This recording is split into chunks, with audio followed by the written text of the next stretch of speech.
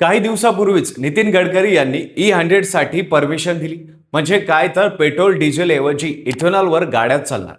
याआधी सरकारने पेट्रोल डिझेलमध्ये 20% इथेनॉल वापरून चालणाऱ्या गाड्या बाजारात आणलेल्या होत्या. त्यानंतर E85 वर चालणाऱ्या गाड्या सुद्धा बाजारात आणल्या आहेत. पण सध्याच्या घडीला पेट्रोल डिझेल गाड्या घेणं फायद्याचं आहे की फ्लेक्स फ्यूल गाड्या घेणं फायद्याचं आहे.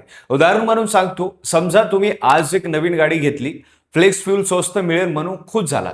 पण महिन्याच्या शेवटी बिल पाहिलं तेव्हा जाणवलं की खर्च कमी झालाच नाही, उलट थोडा जास्त झाला. हे ऐकायला विचित्र वाटेल, पण हेच सध्या भारतात फ्लेक्स फ्यूल गाड्या घेणाऱ्या काही लोकांच्या बाबतीत घडते. पेट्रोलपेक्षा 20 रुपये स्वस्त इंधन आहे, सरकारचा या फ्यूलसाठी चांगलाच पाठिंबा आहे आणि रस्त्यावर नवीन गाड्याही आल्या आहेत, तरी गणित जुळत नाही का? हे सगळं सविस्तर समजून घेऊ या व्हिडिओच्या माध्यमातून. नमस्कार, मी पंकज आणि तुम्ही पाहताय कसं. भारत सरकारनं गेल्या 10 वर्षात क्रूड ऑइलसाठी चांगला संघर्ष केलाय. सोबत क्रूड ऑइल खरेदीसाठी सरकारला चांगलेच पैसे मोजावे लागत आहेत. म्हणून परदेशातून कच्च्या तेलाची आयात कमी करायची, प्रदूषण कमी करायचं आणि ऊस शेतीतून इथेनॉल काढून शेतकऱ्यांना उत्पन्न द्यायचं. या 3 उद्दिष्टासाठी सरकारनं इथेनॉल ब्लेंडिंग मिशन राबवलं आणि त्यात यशही मिळालं. 2014 मध्ये पेट्रोलमध्ये फक्त 1.5% इथेनॉल होतं. 2025 पर्यंत ते थेट 20% पोहोचलं. आता सरकारनं पुढचं पाऊल उचललं आहे. E85 म्हणजे 85% इथेनॉल आणि 15% पेट्रोल असलेलं इंधन तयार करायचं. जून 2026 मध्ये दिल्लीतील काही निवडक पेट्रोल पंपावर हे इंधन मिळायला सुरुवात झाली. किंमत आहे 82 रुपये प्रति लिटर. तुलनेत E20 पेट्रोलची किंमत आहे 102 रुपये, म्हणजे लिटर मागं तब्बल 20 रुपये स्वस्त. हे ऐकलं आणि गाड्यांच्या शोरूम मध्ये गर्दी वाढली. मारुती सुझुकीनं वॅगनारचं फ्लेक्स फ्यूल मॉडेल आणलं.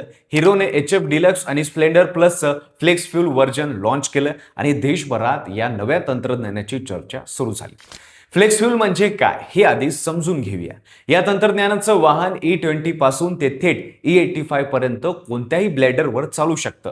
म्हणजे इंजनमध्ये खास ECU असतो जो इंधनचा मिश्रण ओळखतो आणि आपोआप सेटिंग बदलतो. फ्यूल पंप, पाईप आणि इंजनचे भाग इथेनॉलसाठी खास तयार केलेले असतात, कारण इथेनॉल नेहमीच्या धातूंना झीज लावू शकतं. थोडक्यात हे साध्या पेट्रोल इंजिनपेक्षा तांत्रिकदृष्ट्या जास्त प्रगत आहे. आता किमतीचा प्रश्न. मारुती वॅगनारचं फ्लेक्स फ्यूल मॉडेल 7,24,000 रुपयांना मिळतं. त्यात सामान्य वॅगनॉरपेक्षा हे 84,000 रुपये महाग आहे. हिरोच्या बाईक्स नेहमीच्या मॉडेलपेक्षा थोड्या जास्त किमतीच्या आहेत, तर खर्च जास्त पण इंधन स्वस्त, असं हे चित्र आहे. आता खरी गोम इथंच आहे. इथेनॉलमध्ये पेट्रोलपेक्षा कमी ऊर्जा असते. हा रसायनशास्त्राचा मूलभूत नियम आहे. त्यामुळे E85 वापरल्यास गाडीचं मायलेज 25 ते 35% कमी होऊ शकतं. आता या साध्या उदाहरणानं हे समजून घेऊया. समजा तुमची गाडी E20 वर महिन्यात 500 किलोमीटर धावते. 20 किलोमीटर प्रति लिटर मायलेज असेल तर 25 लिटर पेट्रोल लागेल. 102 रुपये प्रति लिटर दराने महिन्याचा इंधन खर्च होतो 2550. आता हीच गाडी E85 वर चालवली, मायलेज 25% घटलं तर ते येतं 15 किलोमीटर प्रति लिटर. 500 किलोमीटरसाठी आता 33 लिटर इंधन लागेल. 82 रुपये प्रति लिटर दराने खर्च येतो 2706 रुपये. म्हणजे स्वस्त इंधन वापरूनही जास्त पैसा जातात. हे गणित पाहिल्यावर society of Indian automobile manufacturing अर्थात SAIM या संस्थेनं सांगितलं होतं की इथेनॉल इंधन तेव्हाच आर्थिकदृष्ट्या फायदेशीर ठरतं जेव्हा पेट्रोलपेक्षा किमान 30% स्वस्त असेल. सध्या फरक आहे फक्त 20%. 20 रुपये स्वस्त फ्यूल पाहून गाडी घेण्यासाठी 84,000 रुपये जास्त द्यावे लागतात. पण मायलेज कमी असल्याने दरमहा खर्च तोच राहतो किंवा थोडा वाढतो. या परिस्थितीत त्या 84,000ची भरपाई करायला किती वर्ष लागतील? साधा हिशोब करा. जर दरमहा 250 रुपये वाचत नसतील तर ती रक्कम वसूल व्हायला 10 वर्षापेक्षा जास्त काळ लागेल आणि तोपर्यंत गाडी जुनी झालेली असेल. शिवाय आणखीन एक अडचण आहे जी अनेकांनी विचारात घेतलेली नाही. E85 इंधन सध्या देशभरात फक्त 48 पेट्रोल पंपावर मिळतं. तुमच्या शहरात, गावात E85 मिळत नसेल तर फ्लेक्स फ्यूल गाडी घेऊन काय उपयोग? शेवटी E20 वरच चालवावी लागेल आणि E20 वर चालवायची तर महाग गाडी घेण्याचा फायदा काय उरला? सरकार फ्लेक्स फ्यूल साठी काम करत आहे हे नक्की. डिसेंबर 2026 पर्यंत E85 ची उपलब्धता 500 पेट्रोल पंपांपर्यंत नेण्याचं लक्ष्य आहे. 2027च्या अखेरपर्यंत 5,000 पंपावर हे इंधन पोहोचण्याची योजना आहे.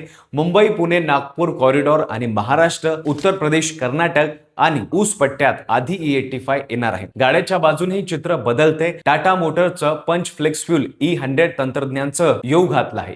Hyundai Creta flex fuel showcase केले. मारुती सुझुकी फ्रॉनचं फ्लेक्स फ्यूल कन्सेप्ट दाखवले. टोयोटा इनोवा हायक्रॉसचं प्रोटोटाइप सादर केलं. 2027 पर्यंत किमान डझनभर फ्लेक्स फ्यूल मॉडेल बाजारात येतील असा अंदाज आहे. जीएसटी परिषदेत E85 वरील 18% वरून 5% आणण्याची चर्चा आहे. जर हे झालं तर इंधनाची किंमत आणखीन घसरेल आणि फ्लेक्स फ्यूलचं आर्थिक गणित खऱ्या अर्थानं जुळेल. रॉयल एनफिल्डने स्पष्ट केलं की क्लासिक 350 हे फ्लेक्स फ्यूल वर्जन तयार आहे, फक्त सुविधाची वाट पाहतोय.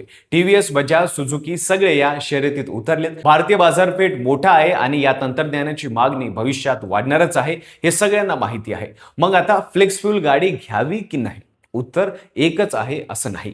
जर तुम्ही पर्यावरणाचा विचार करणारे असाल, तुमच्या भागात E85 मिळतं आणि आर्थिक फायद्यापेक्षा देशाच्या ऊर्जा क्षेत्राला प्राधान्य द्यायचं असेल तर ही गाडी घ्याच. पण जर फक्त खिशात पैसे वाचवायचे असतील आणि तुमच्या शहरात E85 पंप नसेल तर अजून थोडं थांबणं शहाणपणाचं ठरेल.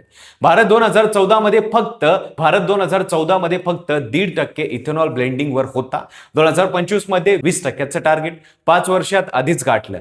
हा वेग पाहता E85 वर लवकर भारतभर पोहोचेल. तुम्हाला काय वाटतं? हे भारतात तयार होणारे स्वदेशी इंधन पेट्रोल डिझेलला पर्यायी ठरू शकतं का? तुमचे मत कमेंट मध्ये नक्की सांगा. व्हिडिओ आवडला असेल तर लाईक करा. चॅनलवर नवीन असाल तर चॅनलला सबस्क्राईब करायला विसरू नका आणि पाहत रहा फक्त कसं काय.